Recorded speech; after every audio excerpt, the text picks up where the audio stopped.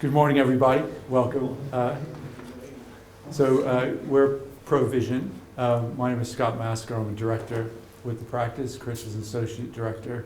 He'll be doing the bulk of the work today, but I'll be on hand for questions and anything else you want to talk about. So we're architects, town planners, urban designers, ecologists. We do a wide variety of work across the spectrum of architectural services. We do everything from feasibilities right the way through to completion of projects. We work for a huge variety of clients, except for we don't really do any public work, so things like hospitals and schools, but everything else we pretty much cover, particularly medium and large scale house builders and landed estates and agricultural estates. They're part of our core workload. So now I'm going to hand you over to Chris. We're going to give you a view of what building information modeling means to us as a medium-sized practice and how that works. So, just my first slide by way of an allegory, really, of how, as a small medium enterprise, as Scott referred to us, this is how we sometimes feel. I think in our pre-pack that you've all got, I'm not going to go into great depths rereading the notes that you'll see in the pack that talks about what building information modelling means in terms of how the government have set out the various levels of BIM, as it's known, is intended to roll out across the whole of the industry, particularly as it's aimed at government-type contracts and the like. But I'm going to go through a whole series of worked examples of how we've picked up the software package that we use today is called Revit. I don't know if anybody's familiar with that. It's effectively taking the place of a whole suite of software packages that we've used in the past for CAD drafting and the like. And here we go. And first point, I'll just backtrack a little bit on that intro piece about what BIM is and what it means to us. And the first point to remember is building information modelling is not CAD. CAD is, as it were, yesterday's model. There's nothing wrong with CAD. This is an image that we produced a few years ago on our housing, on the typical sort of work that we do for major house builders. That's produced in a package called SketchUp. Again, if I refer to software packages, I hope some of you will know what they are. If you don't, it doesn't really matter. But essentially, that is a fairly sensible image. It's three-dimensional, but to all intents and purposes, all that is a card model that's been produced in the computer. The benefit and the whole point of us using building information modelling as opposed to just traditional CAD, which is digital drafting, is to get us to somewhere near this position on what's known as the McClaney curve. Again, the background to this piece is in our pre-paper, and the essential benefit to all of us in the industry going forward with building information modelling is to get us away from the conventional bubble of influence, sphere of influence, where influence and the cost of design changes start to become expensive, and our ability to work on that part of the project is less tangible. We want to try and use building information modelling to shove all the impetus, all the inputs that we can give as designers on a project as far up the timeline and as early on in a project, so that our design workflow, all the questions and answers can be raised, and hopefully influences can be brought into as early in the project as possible, so that as time passes and you get into the construction phase of a project, and our ability to influence the changes and the cost of changes becomes potentially much more expensive.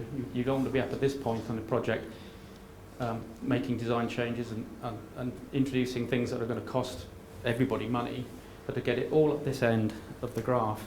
And hopefully over the next few examples I can illustrate how we think that is actually being achieved for us. I don't know about you guys, but I go blank. This is the official government line as to what building information modelling is meant to be, represented graphically. Now, I mean, I'll put you on the spot. If I said hands up, anybody recognises it. I certainly struggle with it, in the sense that where we're supposed to be today, as we speak, government have pushed this along since they were hoping that we would all be operating with what's called BIM level 2 by now, in fact by 2016. I think was the date that everybody thought we'd be in this wonderful environment where level 2 of BIM would be achieved. And you think, well, what's level 2 of BIM? I mean, it's the reality of the simplest way to explain level 2 of BIM is that we would all be as a team working on one collaborative data model. That simply hasn't happened in our case, in the sense that we do have building models, but we don't necessarily have a combined data environment. But we'll get past that and come on to our projects to explain where I feel there's a better way, to some extent, of understanding building information modelling, and that's in the sense of having flavours of BIM. So much of what we do now is digitally driven. We literally have one and a half drawing boards left in our office that we still use. Just Scot and I are still old school in the sense we know how to use our right hand and draw drawings and draw buildings. But we very rapidly move away from design concepts into digital work. And the flavours of BIM are, and this is born of this is actually an American blogger by the name of Jared Banks who's come up with this concept, which is a little bit more touchy-feely and gets us to a better understanding of BIM. And think of quadrants, rather than this fantastic slope that we're all climbing to reach the Everest of building information modelling. It's much more like a matrix of flavours.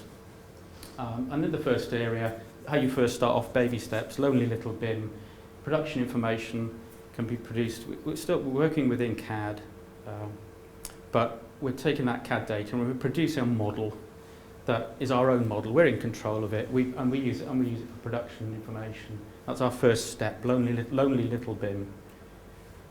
Quadrant 2, social little BIM. That's where you're sharing and you're being more collaborative with that data. You're working with somebody who's either got the same setup or the same system, and you can share the data between each other. Lonely big BIM is where we're using more flavours of the information data set, the things that you can plug into your model. So, we're thinking more now of not just a CAD 2D design drawing or even a CAD 3D design drawing, but there's information, we're drawing information out of the model as opposed to just putting it in. And I can illustrate what I mean by that a bit later on. And finally, social big BIM. That's the full-blown integration. That's the quadrant where government would like to see us all working happily in this wonderful Shangri-La of everything's done on the computer. Everybody shares a data set. Nobody picks up a pen, paper. Nobody prints any paper out. It's the place that we're aiming for. So within that matrix, our journey, ProVision's journey, we've started down here with lonely bit little BIM, and we're working our way up through the pyramid to a point where hopefully one day, we are aiming, and some of our projects are reaching that point where we are becoming truly collaborative with consultant teams, with us engineers and contractors and clients who are sharing the data with us. So that instead of the B. Richards slope being a continuous linear path, it's much more organic, and depending on the project, there are various pathways through that. So since 2011, we've been heading towards what we call an integrated model. And this is one of our earlier projects where we're creating a full-blown three-dimensional model that isn't just a model, but the way in which we draw it, again, I'll refer to Revit, but other software packages are available. So if I say Revit, you can think of other things like Bentley MicroStation, ArchiCAD. There's lots of software out there that does the same sort of thing. What I've done is to arrange about 10 projects, all in a chronological sequence of where we started off in 2011 right through up until today. Now, our first project down in Bournemouth on the coast, an apartment building. This was a job for a husband and wife client for whom we obtained a planning permission for a replacement building on the cliff top. Started off in a totally traditional sense. We obtained planning permission, hand-drawn drawings, and the job then moved on to a fairly enlightened developer contractor who, in fact, insisted that we used Revit for the first time on this particular project because they worked with a design manager who was particularly experienced with it. And we moved away very quickly from traditional hand-drawn drawings into from 2D into what I call BIM-D. It's our first tiptoe step into creating a proper model. The benefit of that is that we create the model, we can check it off against the hand-drawn plans through overlay, and Revit starts the first thing it does, it allows us to do the conventional two-dimensional drafting that we're all hopefully fairly familiar with, computerized plans. We moved away from these are simple CAD elevations. This is a two-dimensional CAD elevation that was used to obtain planning permission. By creating a Revit model, we now then generate not just the plans, but the elevations of the building directly in the software. And that enables us to create what I've called the Plasticine BIM, the Plasticine Model. So this image is taken from the same model, the same data set that created the plans and those elevations that we just saw. But it's not full. At this stage, we're still finding our feet with how it works. So the materials, the detailing of the building effectively we're not putting that level of information in, so that's why hence it looks like a plasticine model at this stage. So that was the final design image.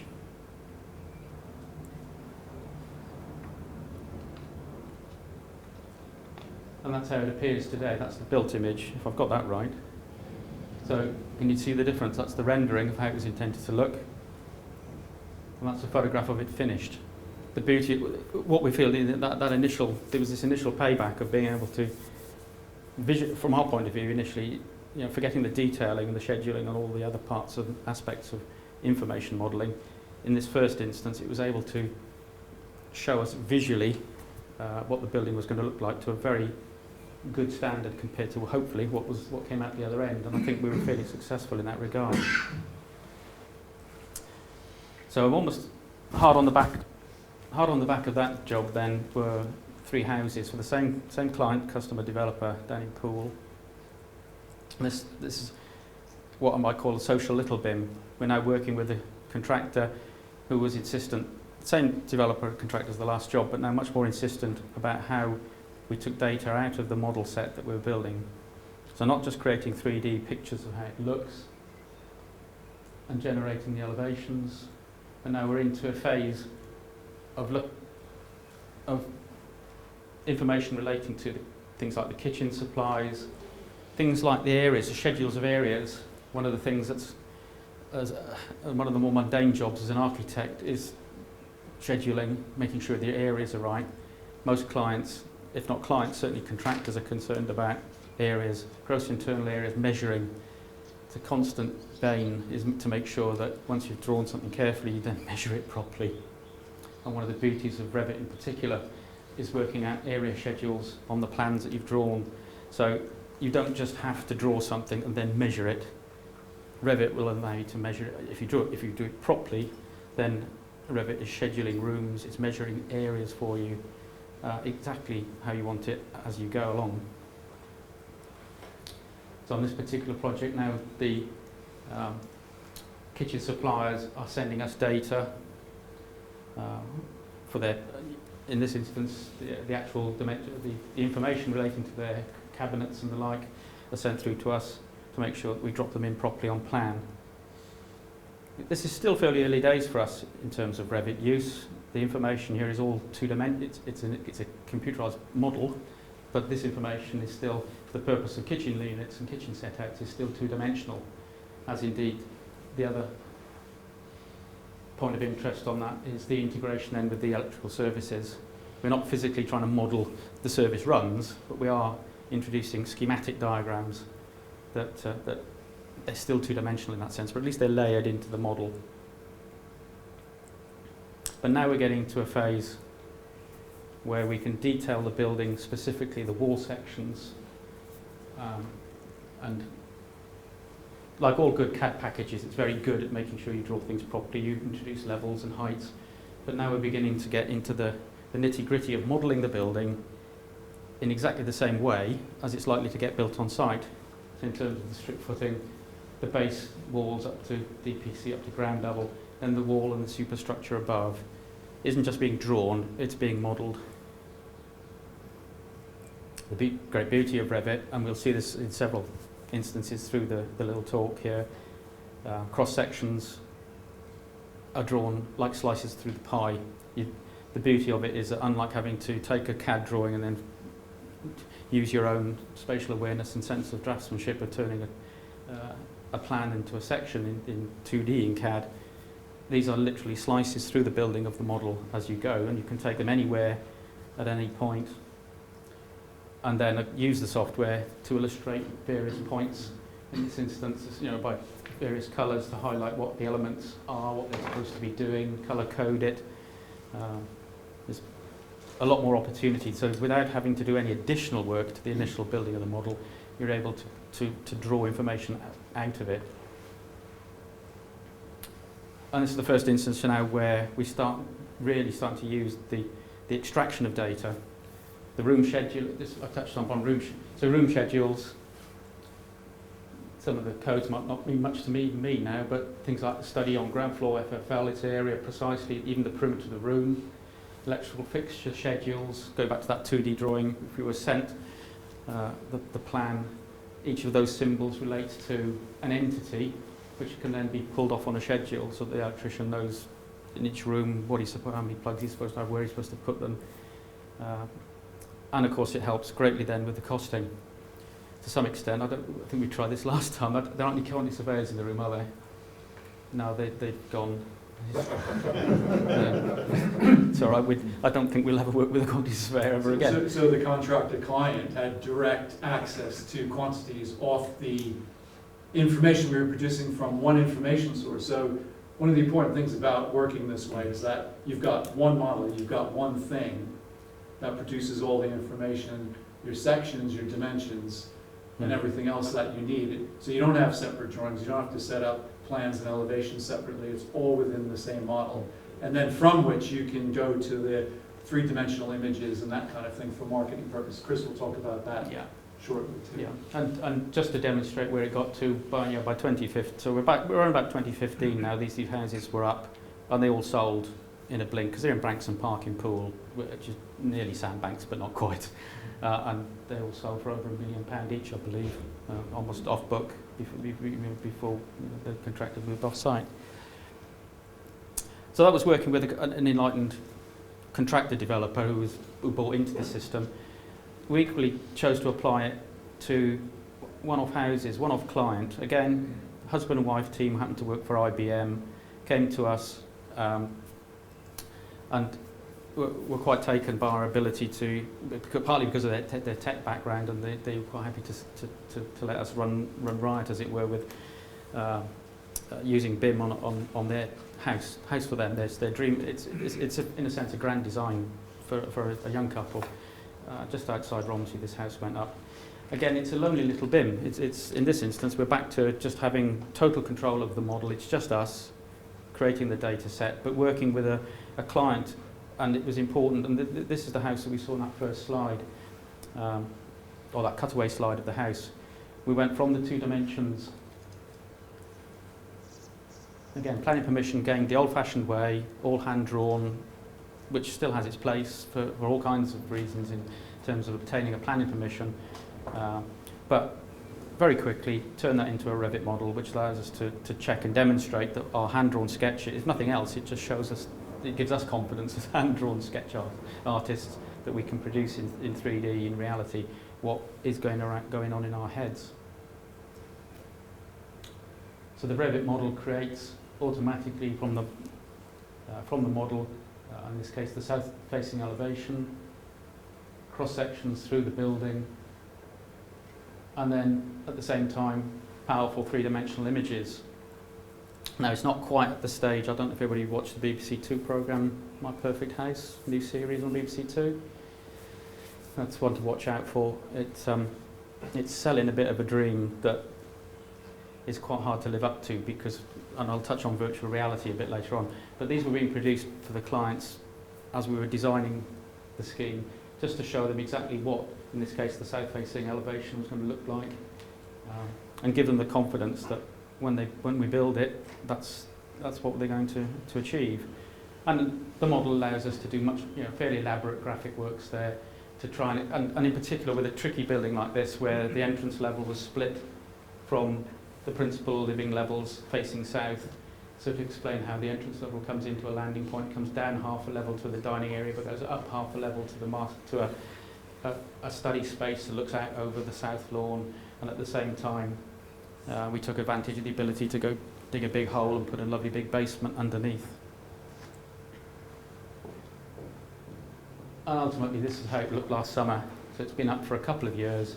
It's weathering in, timber cladding is not Western Red Cedar, it's Douglas fir. So it's weathering naturally, slate roofs. The one thing that the clients chose not to do, but that was, the nice thing was that we showed how they could have solar shading on the south side to stop sunlight beating into the windows. In the event they chose not to do it because they were quite happy getting really hot in the summer. But at least we were able to demonstrate what solar shading would do for them, and it just gave them that choice. Again, that's just the shot looking out over the south. The building, just an esoteric point for me, is it's aligned. The nature of the site was it allowed me to align the building absolutely true north-south, east-west. You could stick a pin in the ground and use the house as a sundial. It's not very often you get the chance to site a house on any site where you can use geography to the maximum. It meant that they wanted a south-facing facade, and they got one 100%. What I might call lonely big BIM then. So moving away from the one-off small house, another project. This is on the outskirts of Salisbury, a commercial site, an industrial site that happens to be quite close to, in fact it's next to Salisbury Rugby Club, if anybody knows it, just below Old Sarum. In this instance, we're using building information modelling on a much grander scale. So we're designing houses that are layout for about 60 dwellings, but the brief here was that it wanted to be an eco-village. And in the sense that this is a couple of years ago when there was a big drive to create houses to codes 3, 4, 5, and indeed the intention here that the village would have been a village of code 6, 0 carbon houses. So what was important here was not just how it looked. We wanted to create an aesthetic that was very modern. Visuals were key. A sensitive site below Old Sarum, so we had to show the planners exactly what this thing was going to look like, even though the application, I believe, was in outline. The first slide, I'll just check back. Doesn't show it as much there, but the shading, the purpose of building a complete site model here was to start testing out our ability to create sun studies, shading studies, again because of the ecology credits that we're looking to find on this as a development, as well as street scenes and the visual nature of the scheme. We had to demonstrate that we could understand how it was going to work ecologically. Commercial work, car showroom in Salisbury. This is for the Penton Group. They have the Citroen Vauxhall. They acquired the Vauxhall dealership for Salisbury. They already had on site the Citroen dealership, and this is our first attempt, our first stab at creating BIM models for commercial work. And this is where Revit in particular really earns its corn. It's absolutely superb at dealing with straight lines, mechanical objects, plate glass, steel frame, straight lines, grid lines. It was just a dream job. I've worked a lot in commercial architecture, gridded buildings, steel frame buildings. So stuff really flies into a Revit model. Again, corporate customer, in this case Vauxhall UK, they wanted to know what branding and signage is particularly important to these guys. So it's not just the simple act of creating a tin box for the dealer to sell his cars from, but certain items, and you might see on the next slide, signage, position of signage, and in this case Vauxhall at the time had a really big thing about the red feature wall, so we literally they wanted a red feature wall, so we had to drop one in and then show them how it was likely to look. And the beauty of this is that this is all rendering being done within the software, within Revit. At this stage, and I'll touch it upon again as we come down the line a little bit further, we're doing this rendering on the PC. the downside to doing these renders is that they take time. Is that when you set this render to do, that might be a 2 or 3 hour render, locks up a PC for a couple of hours. Now that's still a lot better than trying to do it. We've been able to do CAD rendering work probably since the year 2000. Revit does it quite quickly, but it still puts the PC down for a couple of hours while you produce that image. But once it's produced, it's great if it goes off to client. Clients can understand instantly what you're talking about. Corporate customers can understand. And again, this thing about the signage, Vauxhall UK at the time insisted they wanted a big red wall backdrop, the portal frame, well they called it the portal. That's a branded particular piece of kit that all Vauxhall dealerships want the customers to walk through when they walk into the showroom.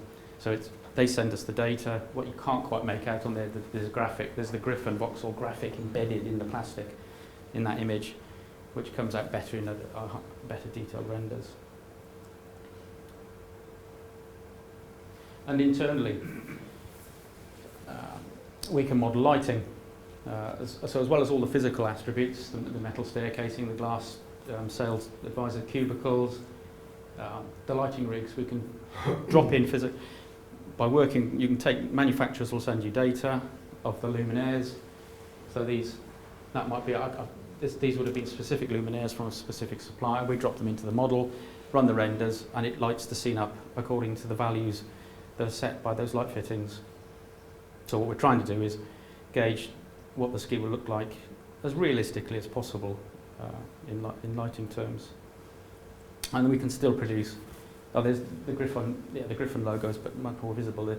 So then we produce little iconic images. This has ended up on, or I don't know if it's still there, but Penton's website popped that up. They use that on all this, social media, social marketing, Twitter, Facebook. When the project goes live, the MD is tweeting out, "Oh, my latest showroom, come and see it."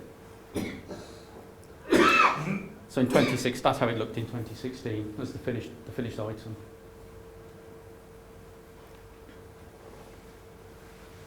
And that's that internal shot now, but taken with a real camera as opposed to a pretend one.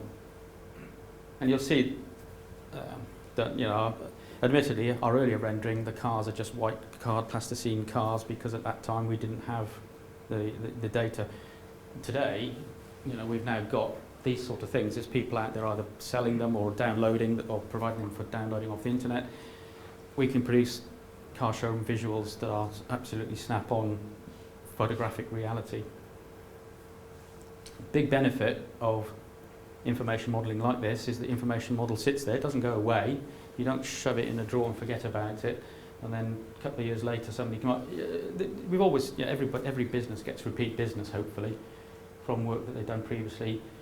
But the reality here was that same client has now acquired Peugeot's franchise for Salisbury and came back to us and said, well, that showroom you did where you put the reception building in and next to the Vauxhall and the Citroën showroom, well, now I want you to put a Peugeot showroom right there.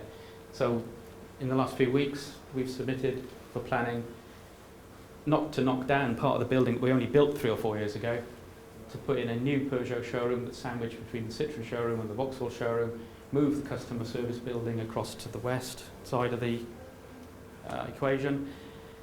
And the beauty is that we were able to turn around the planning application for him in a matter of days instead of weeks or even months, because his time frame was, I want to tie up a deal with Peugeot. Can you do it? How quickly? If I can tell them, can I tell them I can submit a planning application in X, Y, Z weeks? We're able to say yes, and we turn around. So we pick up the model, we update it, and you go from having, potentially quite a few weeks worth of work going back measuring. We've got the model, we can just pick it up, we can adapt it and create a new model. And that's just my point about the cars.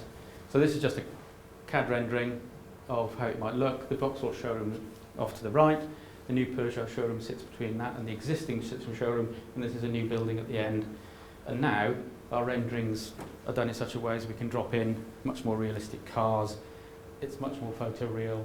It just continually adds to the confidence that we can illustrate and instill confidence in our clients, or from our clients. Romsey. Client in this case was Bargate Homes. Yeah, Bargate Homes. An interesting parkland site, and this starts to show off how we can start thinking about using our modelling to interact with terrain, and how being able to model effectively with data about terrain mapping, we can work on what would otherwise be quite a complicated residential scheme in terms of levels and constraints. Terrain and trees, this was an interesting site. That house was called Baruna.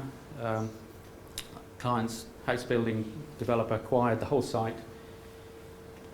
It's almost an arboretum, stuffed full of fantastic specimen trees, slopes, a couple of ponds. There's newts on the, so there's a lot of ecology on the site, and there were noise issues as well from Belvin's Business Park to the north. And those two pictures just set the scene of how it looked before we were then able to design a residential scheme for about 30, 35 houses.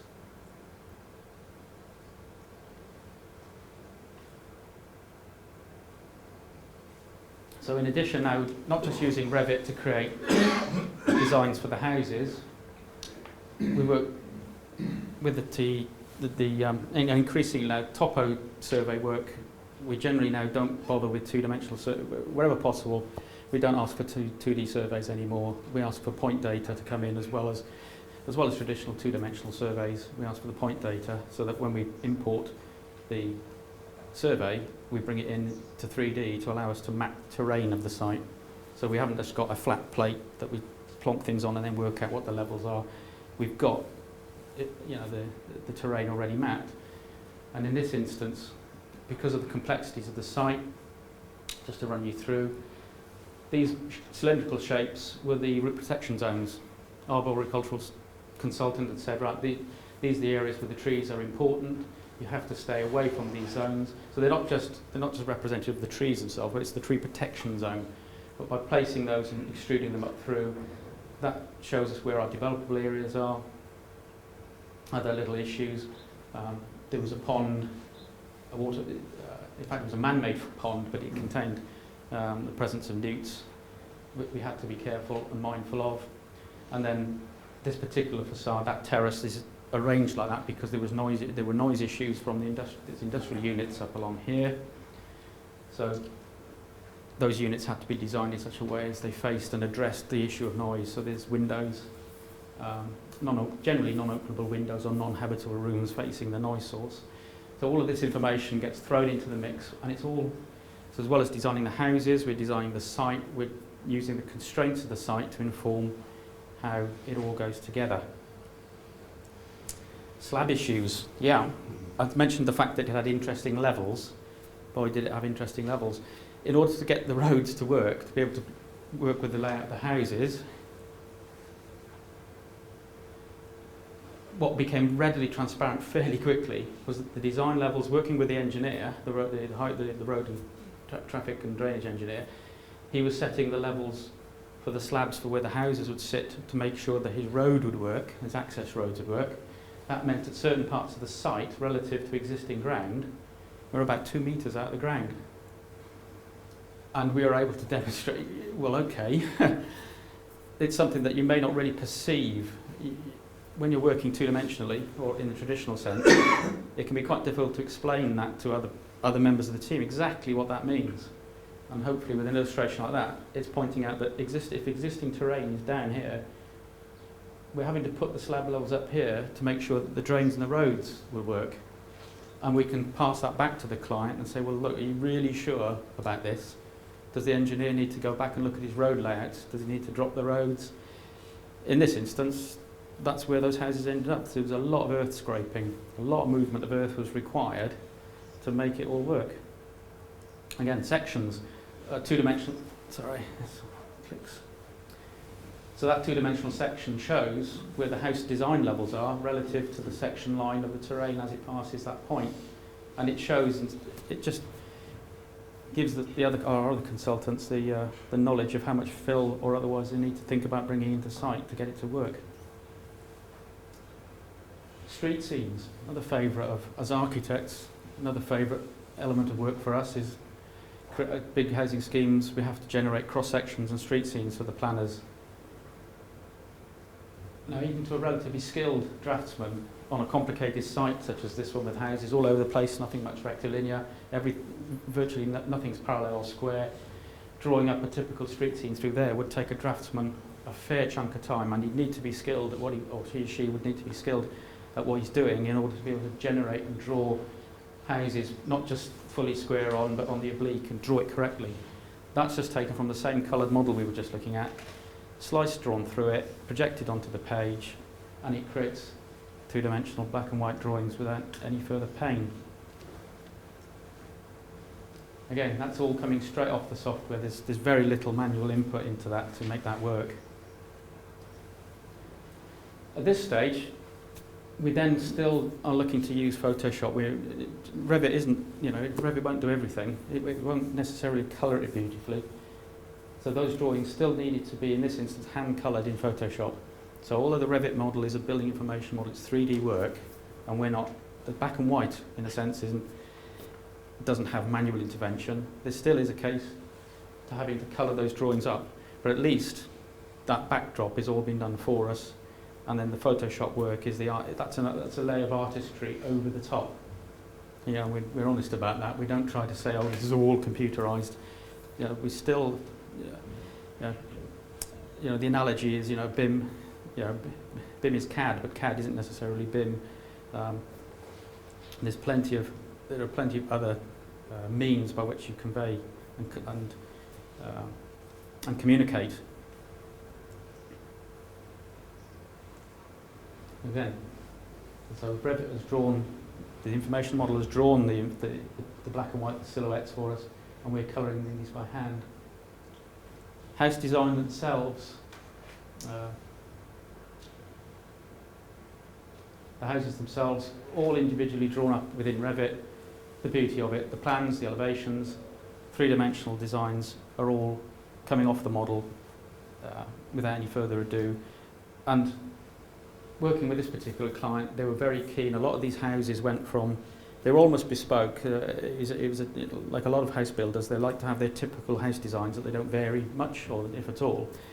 What we're able to do in this particular job, given the site and the relative exclusivity, the high value that these houses are going to attain, worked with their own design managers and their own in-house planners to tweak the designs. And we're able to do this within Revit, so not just we can work through the plans with the client. There's a lot of little chops and changes, subtle little movements of things that then affected how the outsides looked.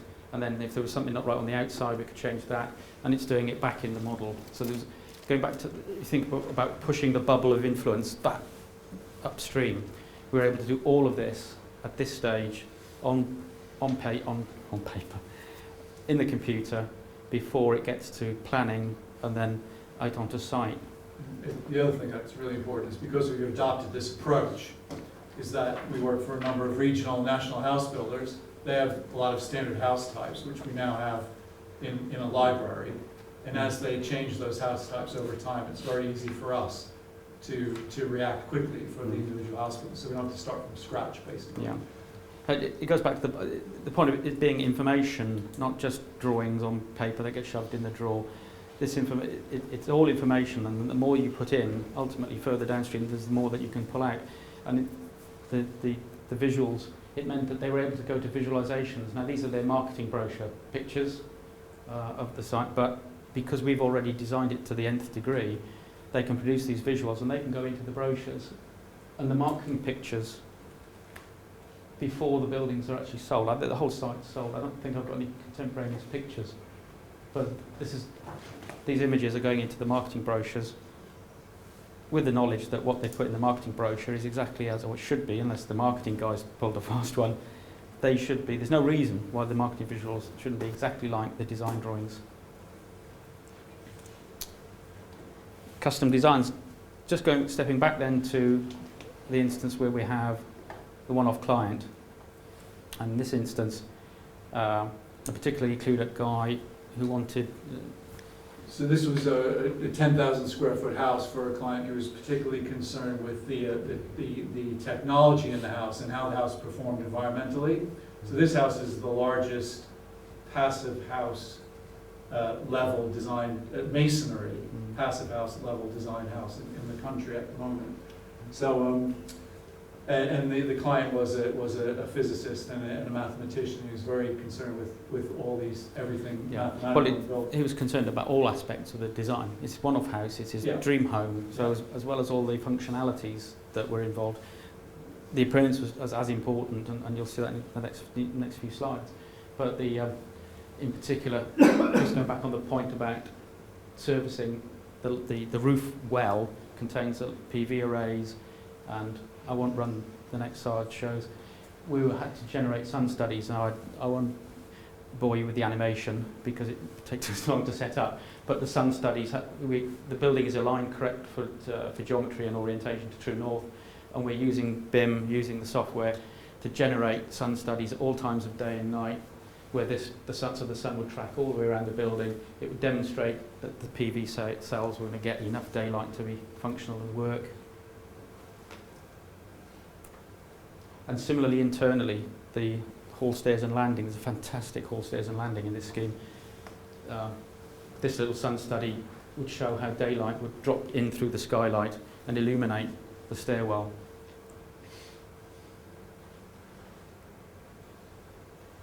So we're testing with this, so we're really refining our skills as it were, prototypical design testers on a project.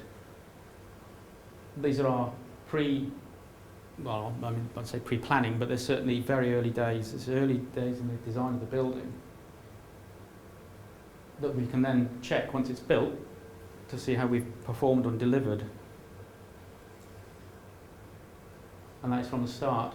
A lot of work, time and effort went into the barrel vaulted principal entrance. Lots of options were tested, and that's ultimately how it ended up. I'd like to say it was pretty it's pretty close to what we thought we were going to deliver in the first place. Well, I think it's exactly what we set out to achieve in the end with the client. Yeah, and similarly things like the Art Deco motif panels, we were able to prototypically model them not only in SketchUp, but then these could be passed out to the manufacturer to put up a dummy piece before the final item actually got fitted on the building.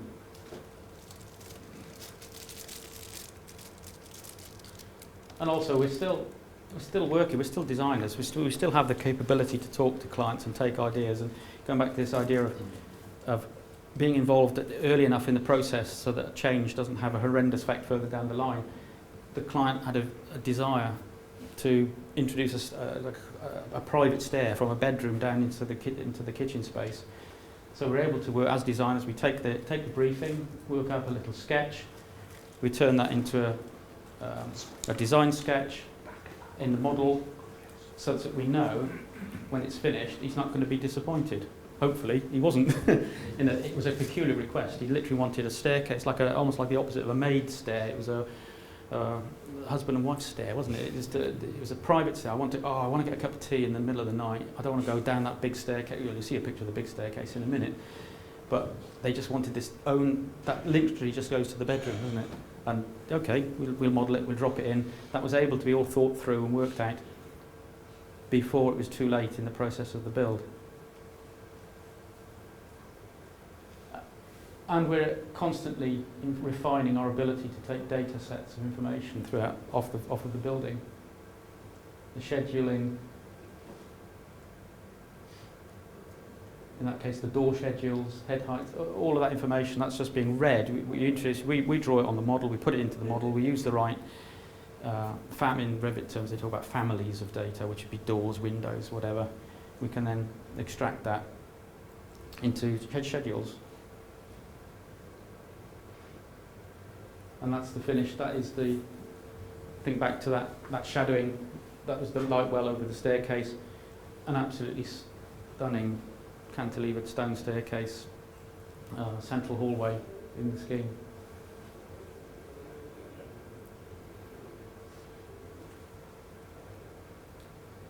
This brings me on to probably one of the best projects I think we've got to date in terms of integrating the use of BIM. This is about as close as we've got to the real thing in terms of a BIM data sets working properly collaboratively.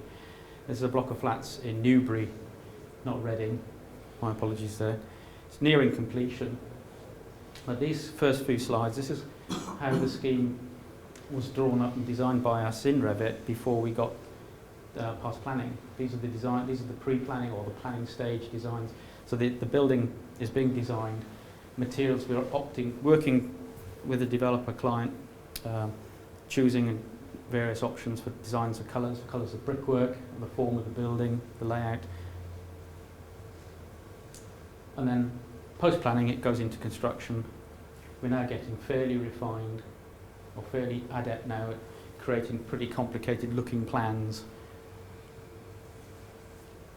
with information throughout the wall types, the scheduling.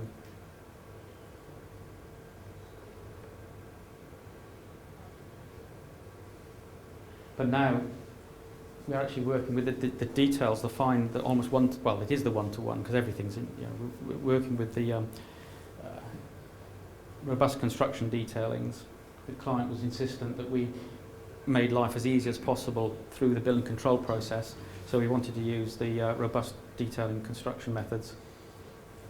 So that we have to make. What we're trying to make sure is that our detailing is as precisely matched to robust details as possible, and at the same, so we can draw them, show them to the client can agree them, and the contract. It means that this information is passed through to the, in this case, it's developer constructor, so that information going straight through to the workman on site. But it's still good at doing the more mundane, prosaic things. Again, I don't know if anybody in the room is familiar with having to do room schedules. In this case, washroom, bathrooms, en suites. You know, as a younger draftsman, I cut my teeth on working with local authorities, at one stage local authority, working on civic projects where they insisted that every room has a wall elevation drawn with all the information drawn on it. All of that information you put into the Revit model. All you've got to do then is look at it and test it rather than draw it. Back to our semi-favourite, again, the kitchen supplier. They send us all the data relative to their kitchen units. We can just drop them in, make sure all the kitchens work. And going back to this layers and layers of information. Those coloured ceiling plans, reflected ceiling plans. Again, another two-dimensional piece of hard work that would take draftsmen ages to produce. You put the ceilings into the model, you then just figure out a way of extracting the information that tells you what the ceiling. So this is information that goes straight to the ceiling contractor, so he knows exactly what sort of ceiling tile or ceiling board or wall board he's putting in what room. So whether it's gyprock wall board, laying ceiling grids, cementitious board for fire resistance, this information, it's not just drawing it and then sending it out, we're modelling it, we're physically putting it into the model. And the methods of transferring that data, of transferring that information, is down to the graphical way in which you print it out. And that then applies to the fire precautions, working through the scheme in terms of making sure that fire stops are all in the right place, where the fire sounders and fire stopping goes. But equally marketing, all of this data that's going into the plans, the model is creating not just black and white two-dimensional plans to give to the builder on site, but as well as giving information we can take out to the fire officer. The same model creates marketing plans that can be taken straight into the brochures for marketing. So it's the same, nobody's drawn that separately, that's the same plan. It's just that you can choose how to slice the building, how to look at it, how to demonstrate, how to display the various elements, turn stuff off, turn stuff on. And marketing, they were very big on making sure we had marketing plans available. The beauty is that we can send that out knowing that that's exactly the same as the two-dimensional plan that the contractor's got on site, because it's coming from the same data set. And ultimately, that's as it were, the final marketing image. That's how it looks, or should be looking, as we near completion. In 2019, this was the last shot that we took as a CAD rendering, and the scaffolding is just about to come down. And hopefully when it does peel off, it'll reveal a building that looks exactly like we hoped it would. This particular client is where we started messing about now with what we call augmented and virtual reality. I don't know if anybody's familiar with the differences between augmented and virtual. Virtual reality is what we're seeing on TV a lot now, but it basically involves putting on a set of goggles and being in a space with a headset on. Augmented reality is a little bit more of a sort of slightly pre-step towards that. It's one that we're increasingly using. It's not exactly a gimmick, it certainly has its place, and I can see us using it a lot more, but it's all about QR codes. You generate, there's a bit of software, it's very cute, it's called Augment Texture, and you take a QR code, you export your model and print off a QR code, and then you download an app on your phone or a tablet, and you point your phone at the QR code, and instead of just seeing a plan on a piece of paper on the table, what you'll actually see is the building, or the part of the building that you've exported as a model. It's a very good, handy tool. I used it to explain an office scheme up to the planners in Harrow on an office building we're doing, just to explain what we were thinking of.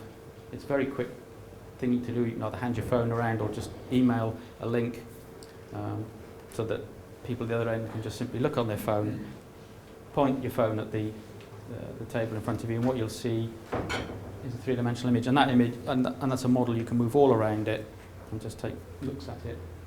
Might be, in this instance, an example of the entire house. But virtual reality immersive, then, has anybody used one of these? Google Cardboard? Yeah. Going back to the St Mary's job, the client was very keen, the penthouse flat, very high value flat, he wanted to be absolutely sure it was going to look the part, and asked us to model the interior to a more photoreal level than was otherwise be the case. And we actually used these with the client. He was quite happy to come in and sit down with a set of those cardboard goggles on his face. That's not the client, but that's the trick. Now, you'll have seen, if you watch the TV programs, you can get Samsung, I mean, VR gaming is becoming quite popular with the younger generation. Well, anybody who wants to be get involved in virtual real worlds. These things are cheap. They're about a tenner from Google, much cheaper than the Samsung full headsets. And whilst this isn't an interactive panorama, with the headset on, we rendered this. This is an interior rendering of our penthouse on that block we've just been looking at. That happens to be a still, but this was modelled as a panoramic virtual reality world, so that you put the headset on and you stood and you looked around and you'd see that environment, and that enabled the client to be happy, or we could demonstrate to the client how that penthouse flat was going to look internally at that particular time of day with that light intensity. I think the one of the comments we got back was, lose all that. We'd gone OTT on the downlights. There was no need to put them at those sort of centres. But again, that's information that's gone into the model, and all we've got to do is pull it out in the right way. And that's just one of my favourites. We avoided that. And there were times, we worked in this, I mentioned this was our most collaborative project. All the way through this, all of the supply, the client insisted that the suppliers send us their data as they went through the project. And in particular, the steel frame fabricators. We took all the steel frame fabrication drawings. Now, admittedly, they didn't send us a 3D model of their framing work. I think we're still waiting for the day when we work with an engineer who'll send us a full-blown frames three-dimensional plan. But they were able to send us all their data that we could then interface with our model, and it allowed us to check and make sure that beams weren't dropping off or misaligning. And there were times, several times through the project, the request for information from site, I don't think we've got a single paper one, have we? Yeah, so one of the other points is, because we were able to, in a very timely fashion, before they went on site, check all this information very quickly. Basically, the client was a contractor developer, so they knew what they were doing. However, within 3 weeks of start on site, we had no more queries from site, because pretty much it was all dealt with within pre-construction work. Yeah, I mean, not so much not to queries. What we didn't get were requests for information. I mean, again, if anybody in the room is familiar with the old-fashioned contractor's request for information process, on any given job, after a couple of weeks on a job, your request for information file will be a load of faxes that thick. with, you know, what's the height of such and such, what's the width of so and so. What we were able to do, we didn't go so far as to say, no, just read it off the tablet. We were able to just open the model and check it, phone call, put the phone down, job done. It wasn't sometimes always as easy as that, but it nearly always was the case that we could just simply interrogate the model and just make sure that something wasn't out of kilter. How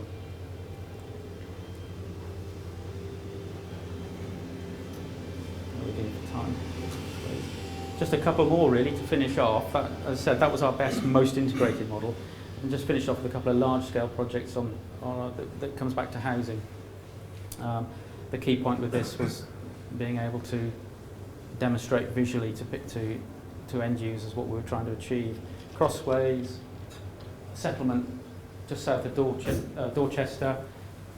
We've obtained an outline planning permission for 500 homes. I think it's 500 homes, but a complicated urban. This is probably one of the biggest, as it were, BIM jobs that we've done, in the sense we haven't modelled all of it, at least not yet. The outline consent related to the master plan, but a full planning permission needed to be, as part of the strategy of dealing with this and convincing the local authority that this is a for real project and responsible.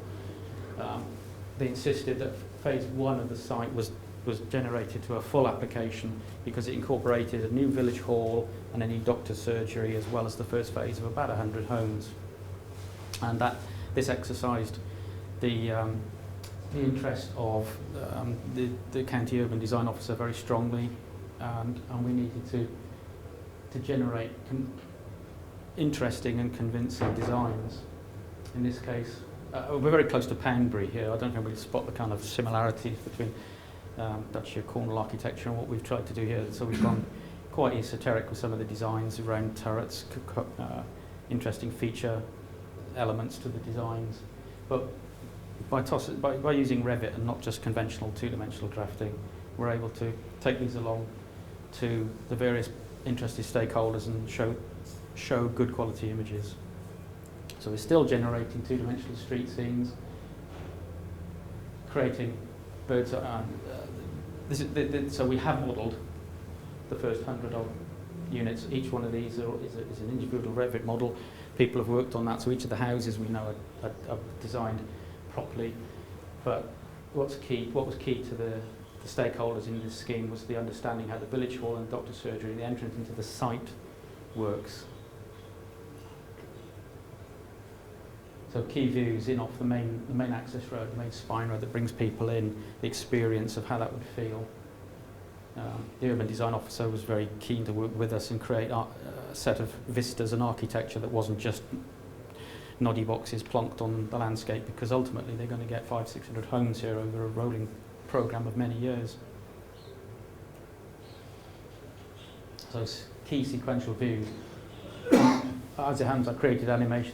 These are stills effectively taken from walkthrough animations. We were able to take AVI files and show them. And the design, the intention here is not to show off that we're brilliant at producing three-dimensional graphics. It's all about conveying and communicating information. So the nature of these renderings, that you've got silhouette trees, you've got black and white buildings.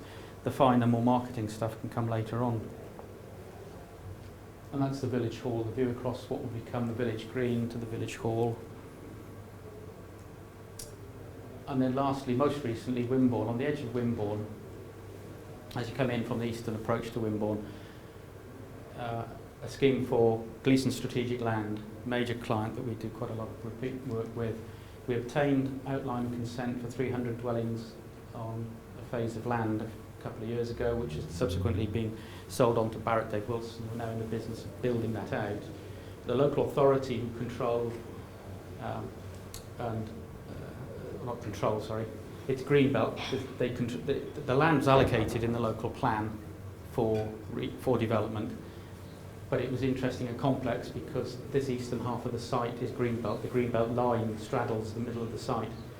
The eastern part of the site was earmarked for a community sports facility, and the local authority, having granted permission for 305 phase 1 dwellings, were keen to be able to deliver the community sports facility and in fact they encouraged us and the client developer to apply for planning permission to create an additional swathe of phase of housing, but just to the north of the A31, which would effectively work as an enabling feature to allow the community sports facility to come forward in a timely manner. And again, because of the sensitivities involved here, we were able to not just model the site plan of the housing and consider complicated things. There were issues to do with servicing, there was archaeology on this site, but in particular here, landscape visual impact assessments. The beauty of what we're finding now is that, I don't know if again, if you Google Earth, Google Maps is now proving very good at providing three-dimensional imagery that you can use and drop in the scheme. Again, these are design sketches intended to convey information, to show people, or to show, again, interested stakeholders in a fashion that they can more readily understand the impact of where we're siting our new housing and how the community sports facility might look in its setting taken from above.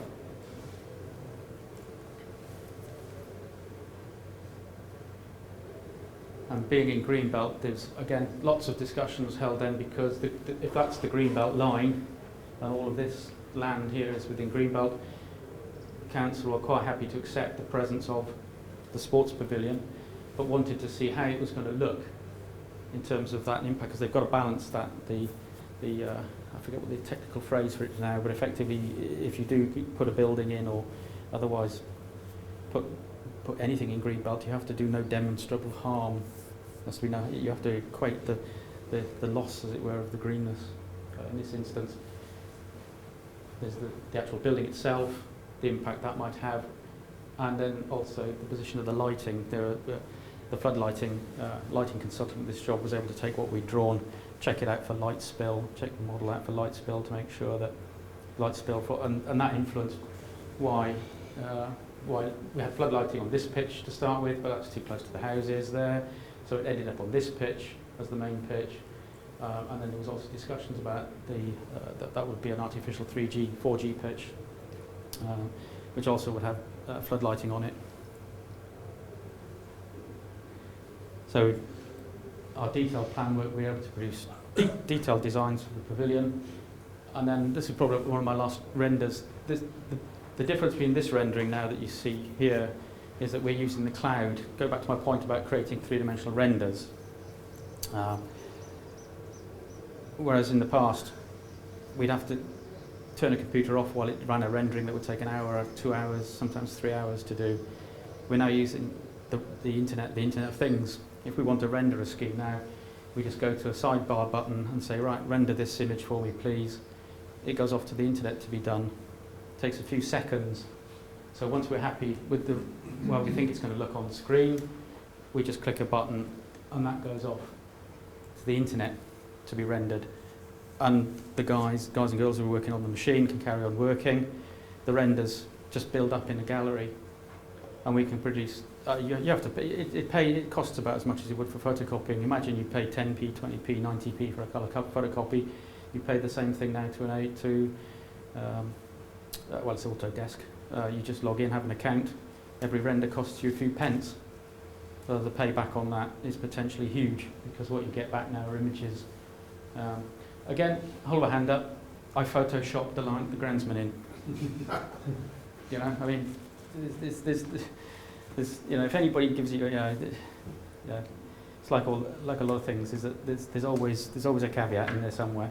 But the renderings now, we're going, and similarly the houses, you know, the street scenes. That's a point about the street scenes. I knew I'd put it in for a reason. Our street scenes now. Perhaps the quality's not great on the screen, but these street scenes now are coming straight out of Revit. We're not just doing black and whites and then photoshopping. We're now able to generate the street scene, and those sections are coming straight off the machine. That's no post-editing. So all you've got to do to that is put it on the sheet properly, label it up properly, and it's done. And obviously, consequently, if we don't like the colour of those garage doors, we just change it, and it changes on that. It changes everywhere. And similarly with our street, there you go, it's alive.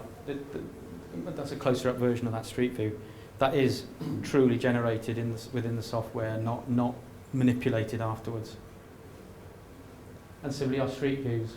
So we've now got, again, I suspect we photoshopped those people in, because well, not necessarily, yeah, possibly not, the shadows look right, but things like the buildings are natural, the trees, the cars, drop them in, press the button, but it goes off, it does it in the cloud. There's no downtime to us, all we've got to do is pay it as if it was a photocopy.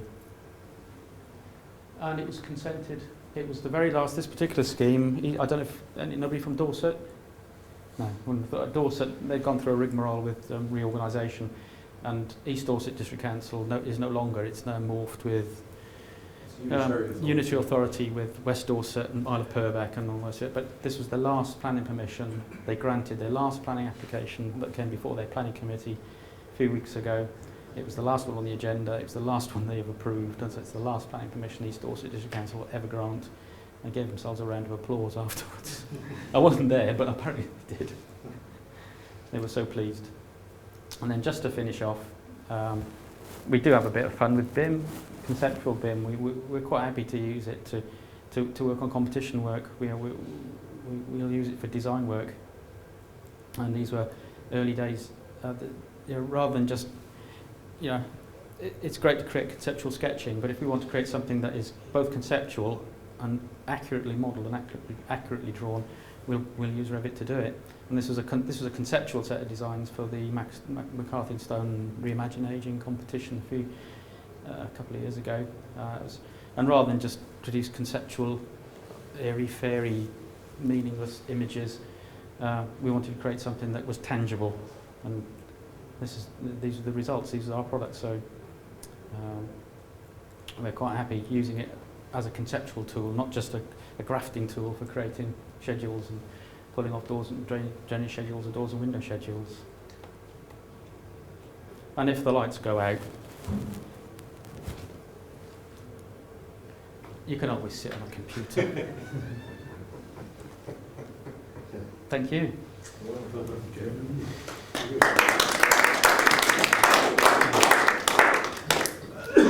Questions? Do we have a bit of time?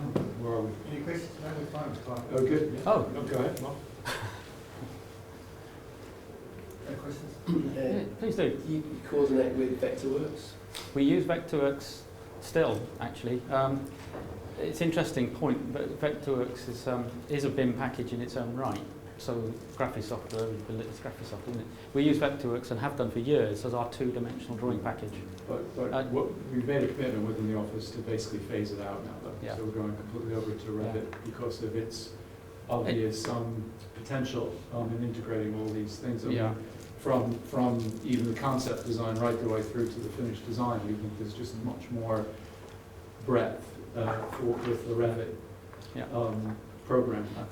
The Wimborne project at the end there that I demonstrated, and make the point, the site plan was the first true site plan that we've done in Revit, where the site plan is reproduced in Revit. Quite often what we've been doing is interweaving Vectorworks two-dimensional site plans. That big site one that you saw of Crossways, the massive master plan, that's a Vectorworks plan, even though the phase one full plan application has all been done in Revit. Because there's a transition. We've got to transition from... I suppose it's growing into using specific tool like anything else, and we're just looking for it to be flexible and responsive. So for instance, the last two schemes Chris was showing you, the thing there was we can show our urban design and spatial concepts, basically in reality in those images. So as Chris mentioned, all the stakeholders, the community people, and the planners were able to see that what we drew in 2 dimensions on a site plan was actually going to work in terms of making appropriate and good spaces for people to live in. And that was a very good way of communicating that. Okay, that's great. Thanks so much. That's just one question. With this design, can you also price it all as well to give the client the cost? Well, We don't do that, but No. you can do that. what you can do is measure it accurately. Yeah. And you have to set up a spreadsheet. The cost. you can extract various elements. The point being is you export the data into Excel spreadsheets, and to be honest, I've never thought about plugging it. I'm sure the way in which Revit works, you could you attach a monetary value to any of the entities, and you could probably price it as it goes.